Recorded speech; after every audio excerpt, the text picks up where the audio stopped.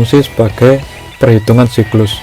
Bila pada sifon larutannya penuh kemudian jatuh ke labu alas bulat, maka hal ini dinamakan satu siklus.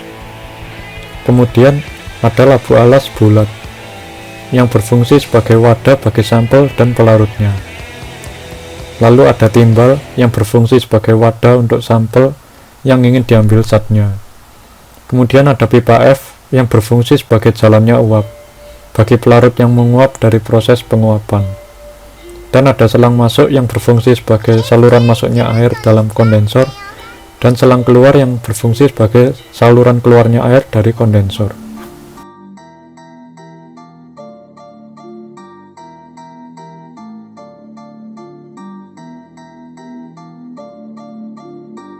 Oksidatasi memiliki cara kerja sebagai berikut.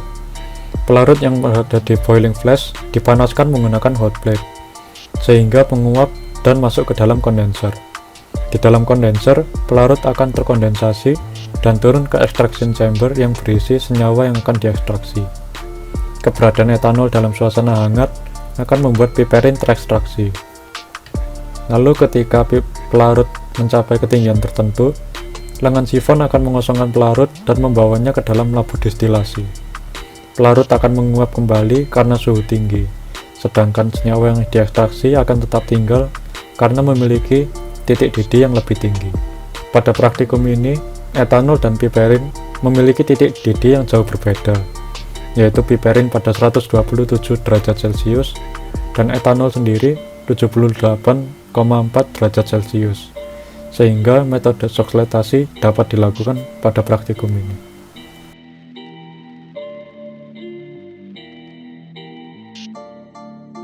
Volume satu siklus merupakan volume yang dibutuhkan untuk memenuhi tabung ruang ekstraksi hingga mencapai lengan sifon. Setelah volume satu siklus tercapai, lengan sifon akan mengosongkan ruang ekstraksi yang menandakan dimulainya siklus ekstraksi selanjutnya.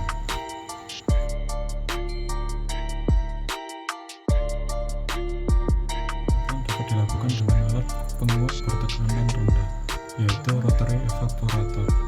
Rotary evaporator mampu memisahkan senyawa di dalam campuran berdasarkan perbedaan titik didihnya. Pelarut etanol dengan titik didih lebih rendah akan menguap terlebih dahulu dan menyisakan piperin yang telah terpisah dari etanol dalam boiling flash.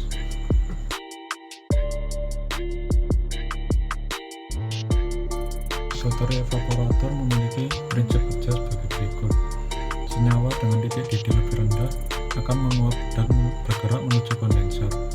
Uap senyawa kemudian akan terkondensasi di dalam kondenser dan turun ke receiving flash. Senyawa dengan titik didih lebih tinggi akan tetap berada di dalam boiling flash.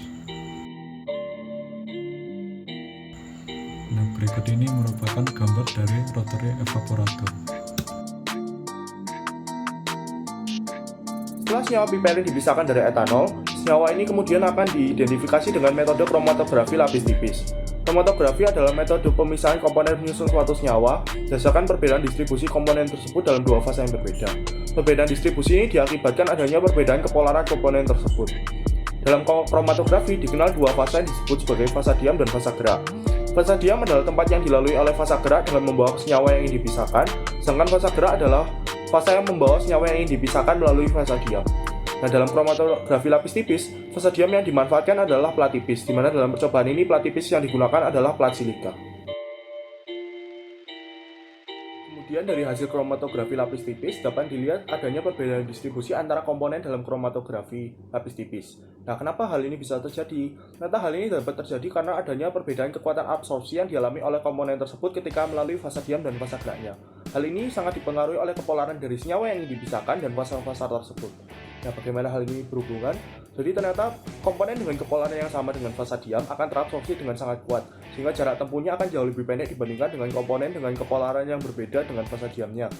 Hal ini sama juga terjadi pada fasa gerak, di mana komponen dengan kepolaran yang sama dengan fasa gerak akan terabsorpsi sangat kuat, sehingga di sini komponen tersebut akan bergerak lebih jauh dibandingkan dengan komponen yang berbeda kepolarannya dengan fasa geraknya. Nah, hasil dari uji kromatografi ini pada umumnya tidak dapat diamati, sehingga diperlukan penampak bercak berupa reagen Dragendorf yang disemprotkan pada hasil kromatografi lapis tipis dan kemudian diamati di bawah sinar UV dengan menggunakan spektrofotometer UV pada panjang gelombang 254 nanometer.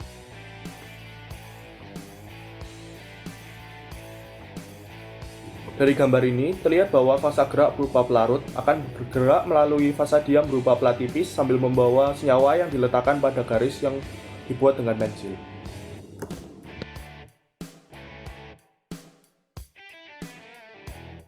Kromatografi yang digunakan dalam percobaan ini adalah kromatografi dua dimensi, di mana kromatografi dua dimensi ini berjalan dengan dua tahap pemisahan yang berbeda, jika dibandingkan dengan kromatografi satu dimensi yang hanya berjalan dengan satu tahap pemisahan. Nah, pada umumnya, pelarut atau fasa gerak yang digunakan pada tahap kedua kromatografi dua dimensi merupakan pelarut dengan hasil terbaik dari hasil kromatografi satu dimensinya.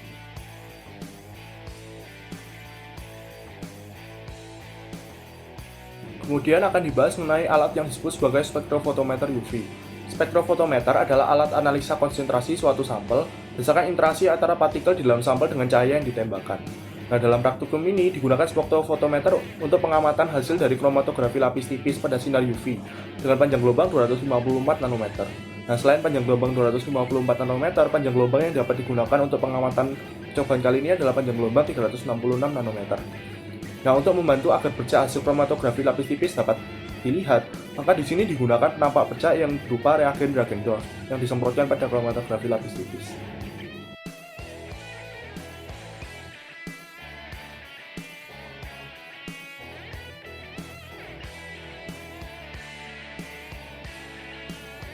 Kemudian saya akan menjelaskan mengenai faktor retensi atau RF. Hasil dari kromatografi adalah faktor retensi atau RF, yang merupakan perbandingan antara jarak tempuh komponen terhadap jarak tempuh pelarut yang digunakan sebagai fasa gerak. Rumus dari RF adalah jarak tempuh komponen per jarak tempuh fasa gerak. Nah, dengan melihat dan membandingkan nilai RF senyawa hasil isolasi sampel dengan standar piperin, kita dapat mengetahui kemurnian dari sampel yang kita ekstraksi. Apakah sampel tersebut telah murni atau tidak, kita dapat mengetahuinya dengan membandingkan jarak tempuh dan juga bentuk bercak atau warna bercak dari yang dihasilkan oleh sampel tersebut jika dibandingkan dengan standar piperin yang ada.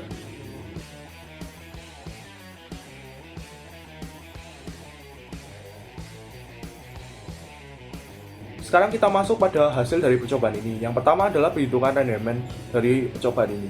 Massa serbuk lada yang digunakan dalam percobaan adalah 50 gram. Nah, massa hasil ekstraksi kita dapatkan dari mengurangi massa beker dan sampel dikurangi massa beker kosong dengan angka 93,38 dikurangi 71,73 sehingga didapat 21,65 gram. Nah, persen rendemen yang kita dapatkan senilai 21,65 dibagi 50 dikali 100%, sehingga kita mengetahui persen rendemen yang kita dapatkan sebesar 43,3%.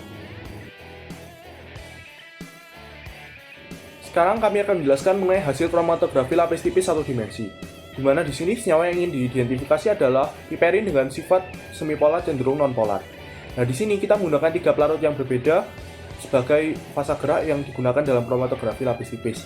Yang pertama adalah tolena etil asetat 7:3 dengan RF hasil 0,8. Yang kedua adalah heksana etil asetat 1:1 dengan RF hasil 0,909. Dan yang ketiga adalah kloroform etil asetat 3:1 dengan hasil RF 0,672. Nah, di sini heksana memiliki sifat nonpolar, tolena memiliki sifat semipolar cenderung nonpolar, dan kloroform memiliki sifat semipolar cenderung polar. Pelarut yang terbaik dan dipilih untuk digunakan dalam kromatografi dua dimensi adalah tolena.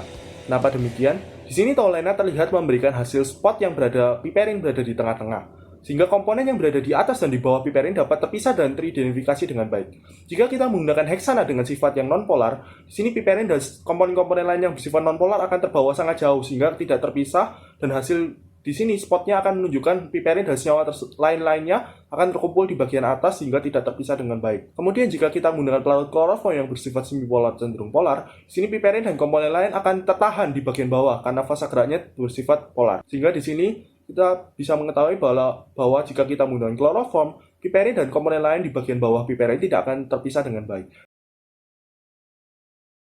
Di sini kita bisa melihat hasil gambar kromatografi lapis tipis yang gambar pertama atau gambar A menggunakan pelarut tolena dan etil asetat, gambar B menggunakan pelarut heksana etil asetat, dan gambar C menggunakan pelarut kloroform etil asetat. Di sini kita bisa melihat bahwa di gambar pertama terlihat pemisahan lebih jelas dibandingkan dengan gambar kedua dan gambar ketiga.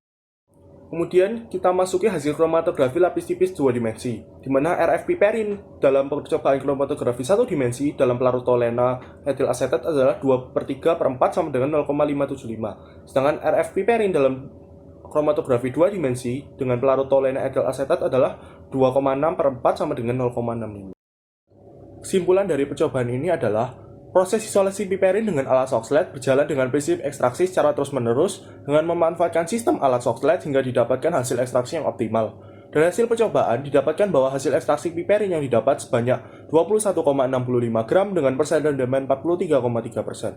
Sistem KLT 1 dimensi memanfaatkan perbedaan distribusi komponen dalam fasa diam dan fasa gerak untuk mengidentifikasi senyawa piperin. Fasa gerak terbaik yang akan digunakan dalam KLT 2 dimensi piperin adalah tolena banding etil asetat 7:3.